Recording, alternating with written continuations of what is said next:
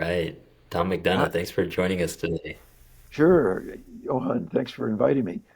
Um, I'm Tom McDonough, and 2 years ago, I saw with the parents waking up to what their kids were learning in school, I saw the tectonic plates shifting and that the family would return to center stage in our political debates. And so I started American Family Project, and there are a number of other not-for-profits out there supporting the family, defending the family in the ways, in particular ways. So I was looking for some way to be um, distinctive and to do something unique. So we discovered that there has been no scorecard of pro-family, anti-family scorecard by anyone. So that's what we did. We started off with a scorecard which came out in uh, July of last year. The last vote that we scored on in our first scorecard was the Respect for Marriage Act or the Disrespect for Marriage Act, and we found that um, a number of members of that. Now these are how these we score on votes taken in the House of Representatives. So there were or too many members of the House who should be identified with the family who voted for the Disrespect for Marriage Act. See, demonstrating that they have no uh, basis for speaking about the family. And a lot of the pundits were coming out at that time saying that Republicans uh, don't know how to speak about the family. They've been talking foreign policy, defense, and taxes and things like this for so many years.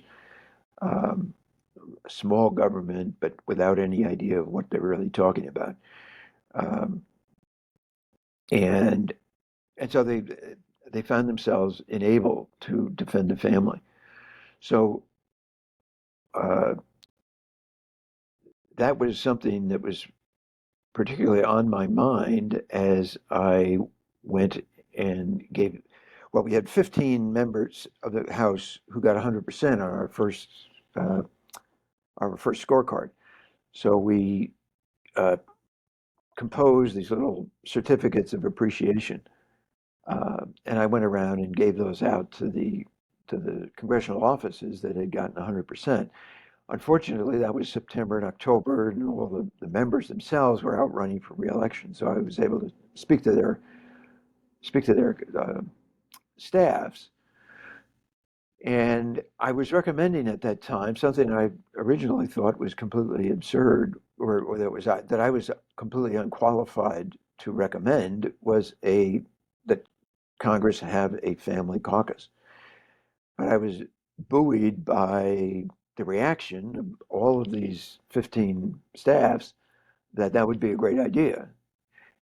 Unfortunately, after I had handed out my 15th certificate, I realized that staffers really don't take the initiative and that this idea of family caucus may not come to fruition. Luckily, there was a that we have a former member of Congress on our board of advisors, and I went to him and he made a phone call to one of our 100%ers, and sure enough, Mary Miller of Illinois thought that was a great idea, and she moved the ball ahead. And in March of this year, the Congressional Family Caucus was formed.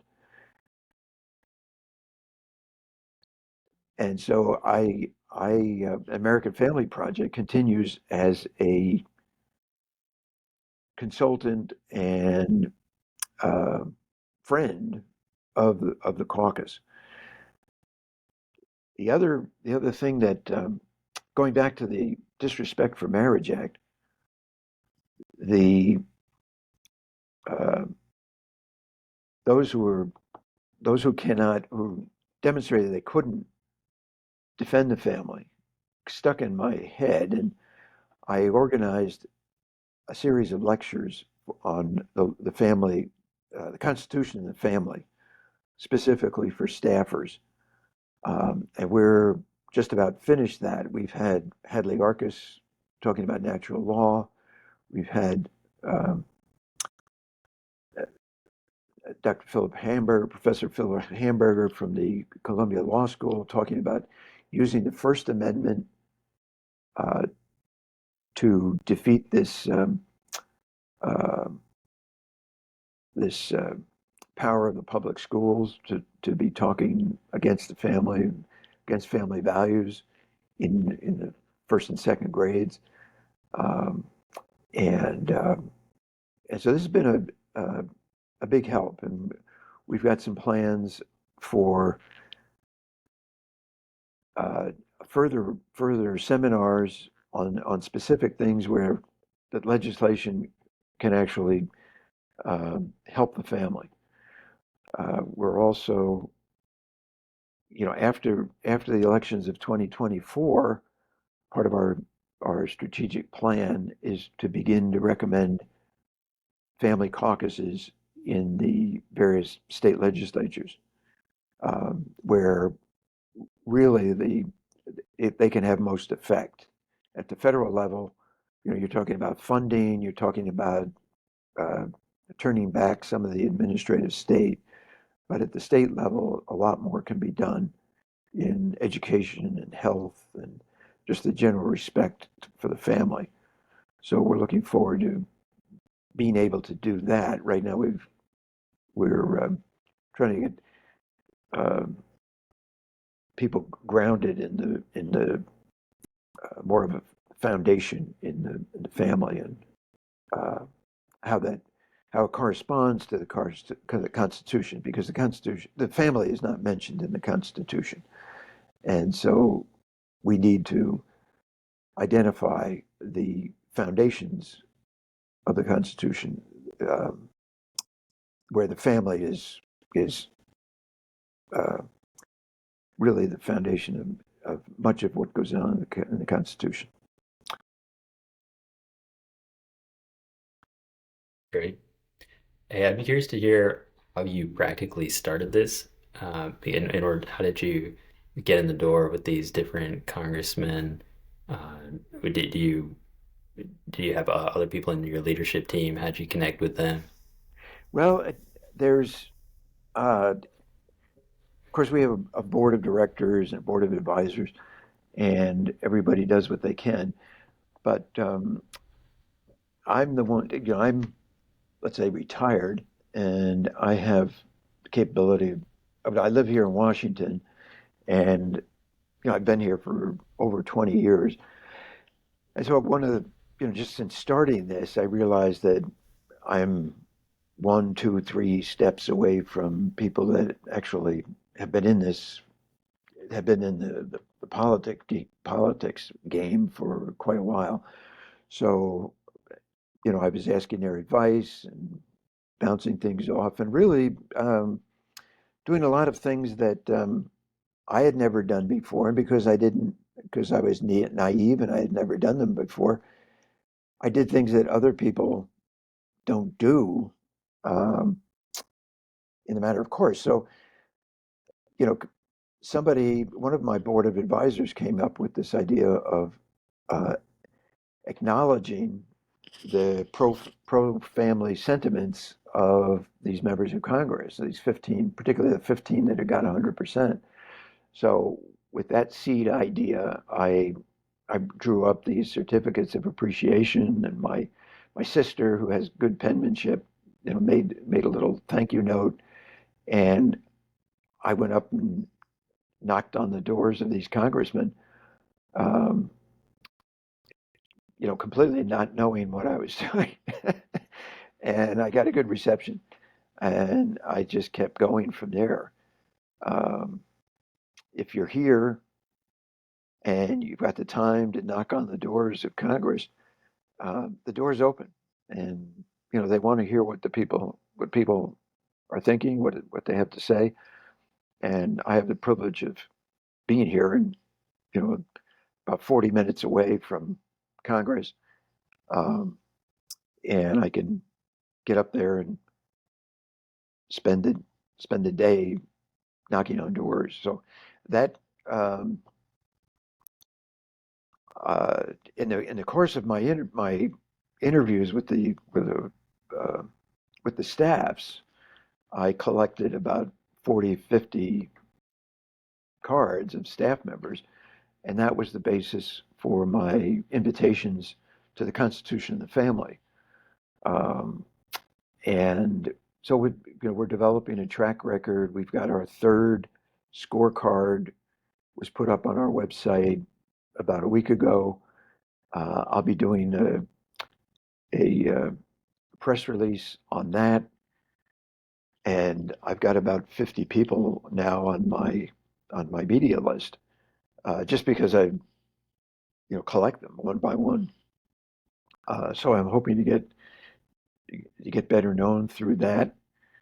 Um, and we're coming up with some ideas on how to do even more from the idea of educating the legislators, educating the staffers, the people who write the laws for the member, and then the member themselves, because the people, the 24 members now of the Congressional Family Caucus, are looking for ideas, ways to help the family, and so we're going to be helping them with our own ideas, which are gathering all the time. I mean, I'm picking up new ideas all the time. Going to conferences here, and there's a lot of conferences here in Washington on these topics.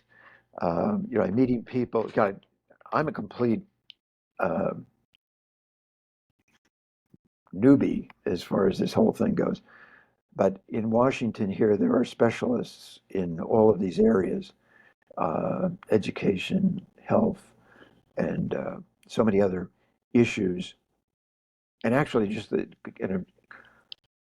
reining in the administrative state, which is the big task that can be done on the federal level. There's a lot of people here who have little specialties on, particular ways of doing that. And what I want to do is bring them together and get them in front of the family caucus with really specific ideas, not just uh, kind of new idea or untested ideas, but things that are really practical and that the uh, the caucus can get behind.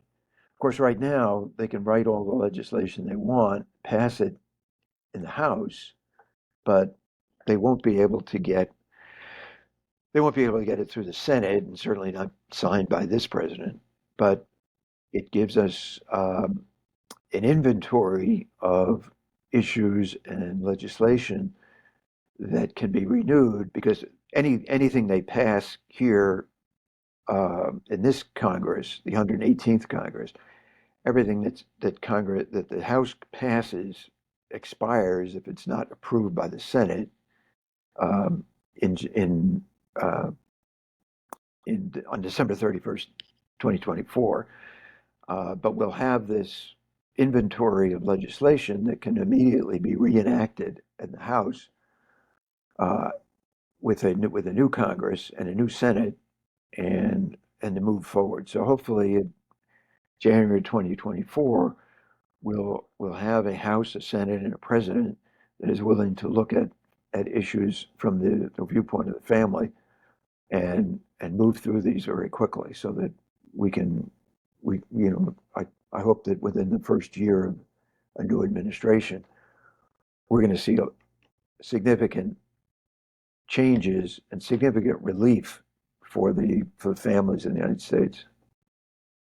What are some of the main topics, issues that you want to see change? Well, let's just start with one, the Department of Education, which is the basically it's a think tank for progressive ideas. So what people are discovering, that the pornographic books that the second graders are encouraged to look at now. This is not a, I mean, you see that it's permeated quite a few of the public schools and quite a few of the school districts.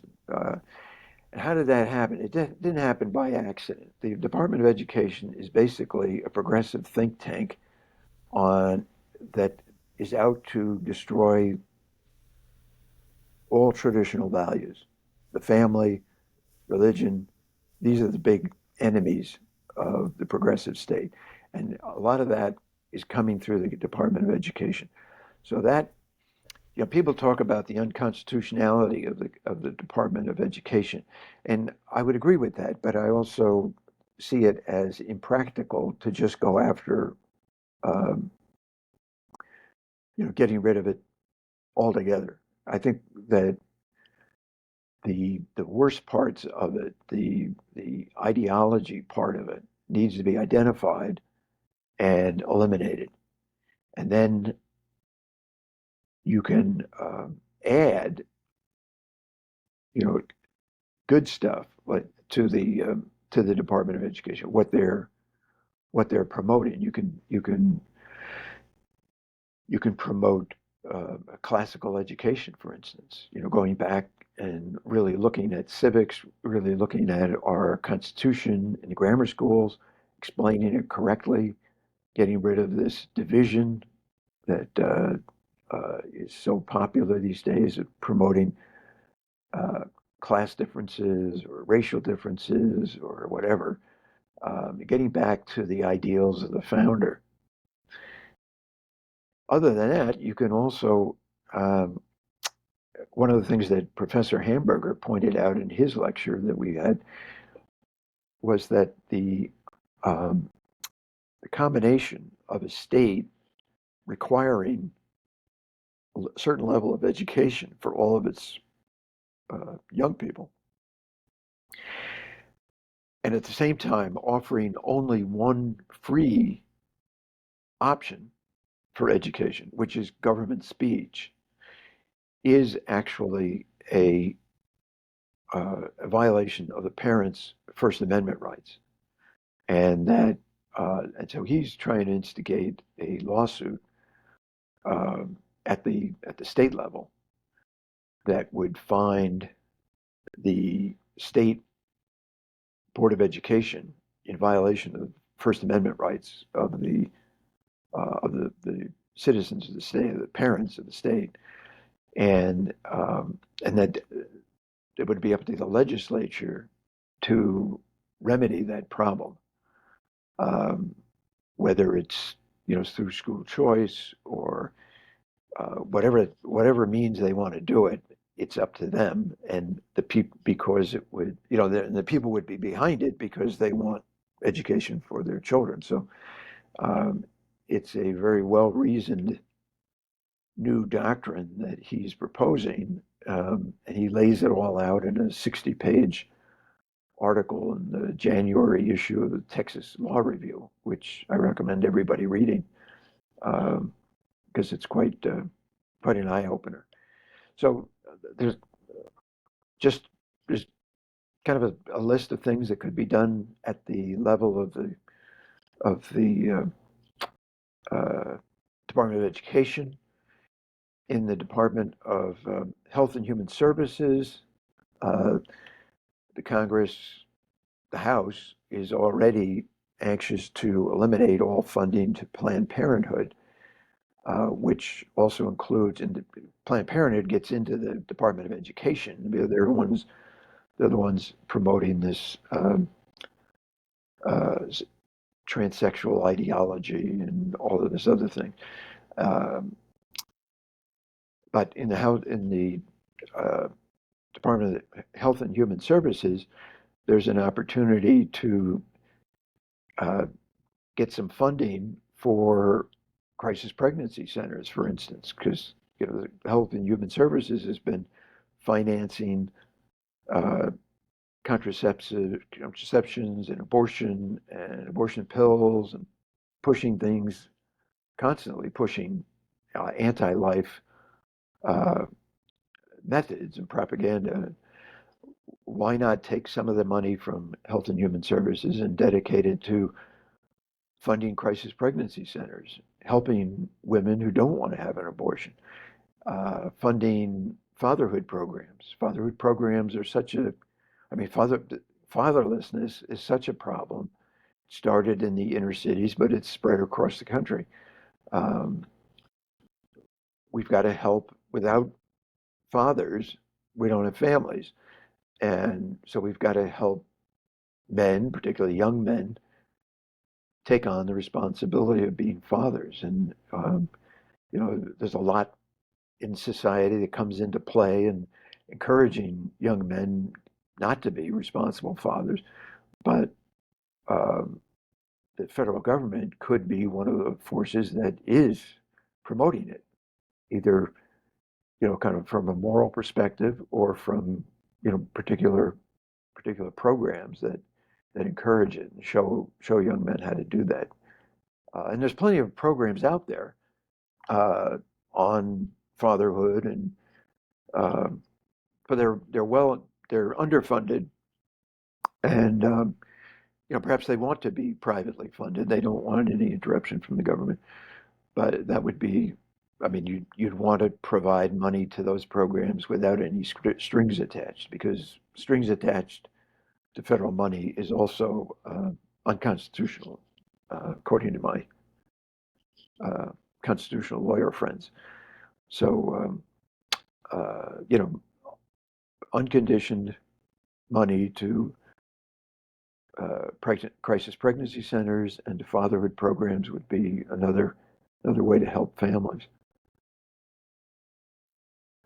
So how optimistic are you that you'll be able to see change? Well, I'm getting old, so how much change I see uh, is unknown right now.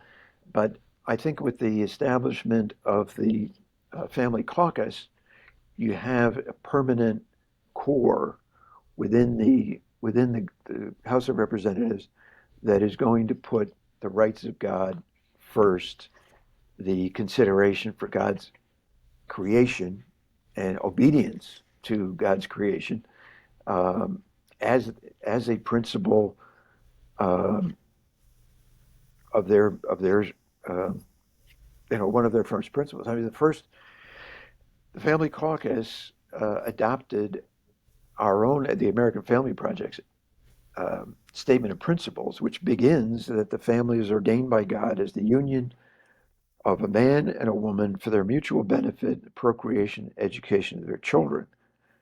And then it goes on to state that the family is the basic cell of society, and the parents are the primary educators of their children. Um, and so this fits in with something, one of the great minds of the 19th century was Orestes Brownson, who looked at the Constitution as providential, as really coming from the mind of God through the founders. And this is taken up. It's a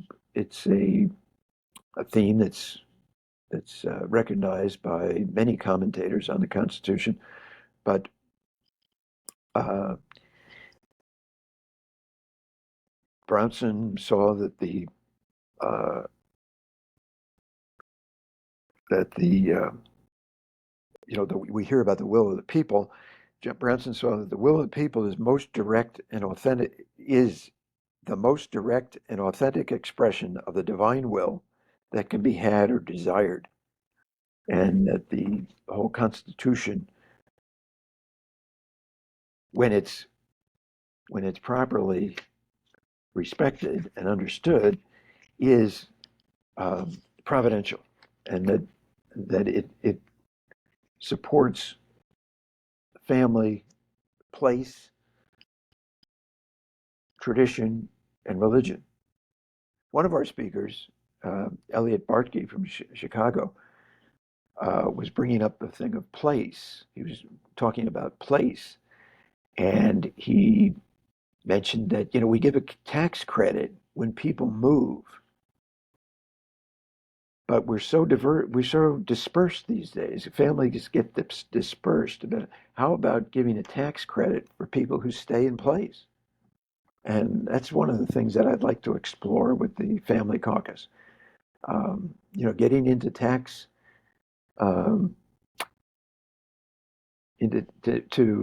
tax incentives for staying where you are, or if child moves, he stays within 10 miles of where he grew up, he gets a tax credit. Things like that. I mean, I don't know. You just things that I'm just looking for ideas that are completely new because we've got to think. We've really been inundated uh, with kind of a socialism that has creeped into our thinking. We're like the frogs on the stove in the water, and the water starts to boil. We've been in socialism within this boiling water for quite some time, and without even realizing it. So uh, we have to change our frame of mind and start looking at the Constitution. Or before we look at the Constitution, we should look at the rights of God, who is the creator and set things up in a certain way. And the providential element that Brownson saw in the Constitution is that it is, if it's properly interpreted, it can it can direct us to this will of God. Just a second. Sorry.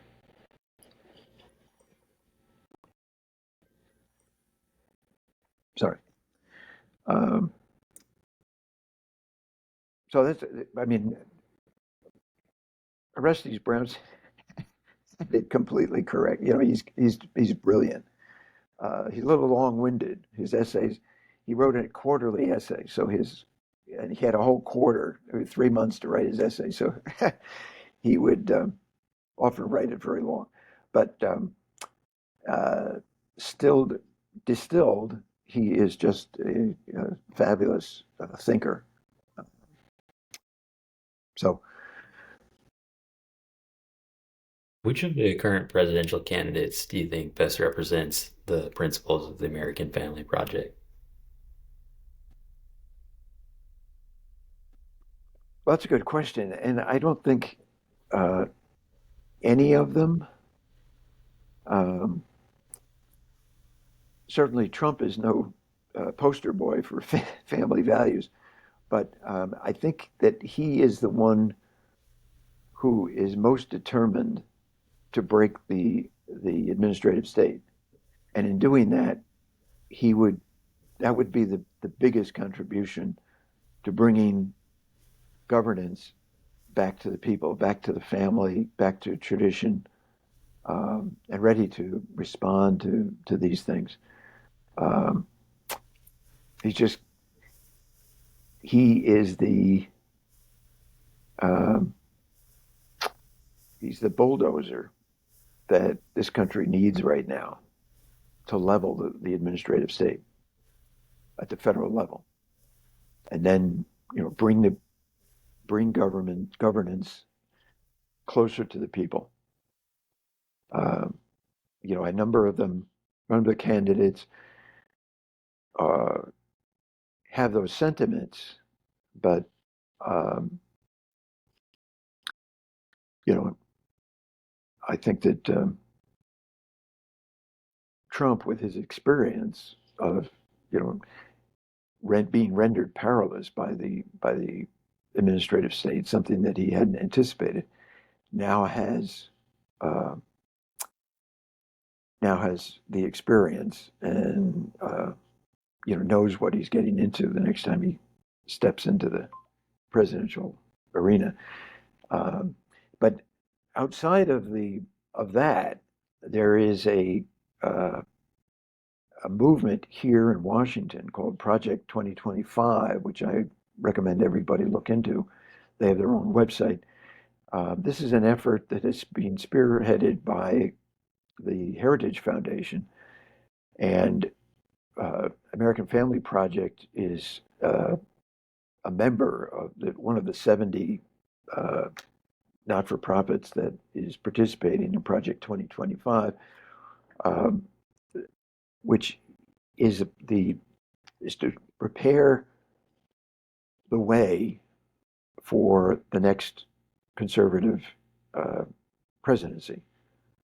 Uh, it doesn't have to be conservative; it's just the next presidency. How to understand the different departments of the federal government, to staff to have they're looking to have 10,000 people ready to take a place in the new administration. There's usually about 4,000 executive uh, you know positions within the federal government in the various agencies.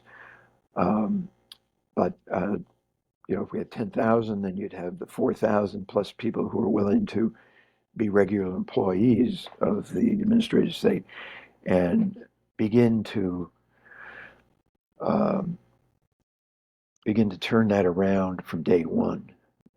Because the 2 million employees of the administrative state almost invariably vote Democratic or let's say anti-family. They anti-family candidates, anti-family legislation, and at their desks they work hard to promote anti-family policies. Um, and that's it. Project 2025 is one of the big hopes that that will be turned around. Any stories of adversity that you've had to face and overcome?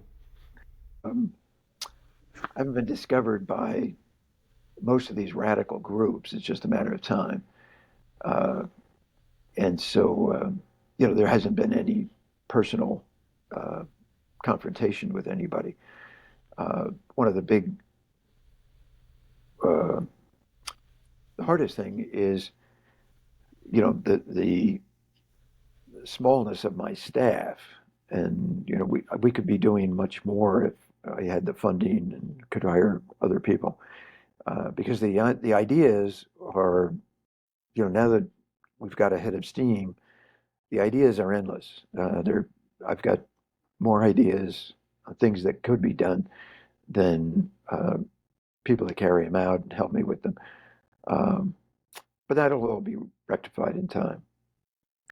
So uh, I have great hopes. Things have fallen into place, and I see it. We talk about I talk about a providential constitution. I think that I'm getting uh, some providential help in doing this. Things fall into place that are remarkable. The ideas. I mean, I'm not a great idea guy, but ideas come to me all the time, and that can be beneficial for the family. Uh, and so I'm very, very optimistic about what's going to happen in the future, both for my organization, American Family Project, and uh, what's going to happen through the Congressional Family Caucus. Wonderful. Well, on that note of optimism, I congratulate on what you're doing Well, and thanks very much. wish you all the best with that. Great. Thanks for having me on. Yeah, my Bye. pleasure. Bye. Bye.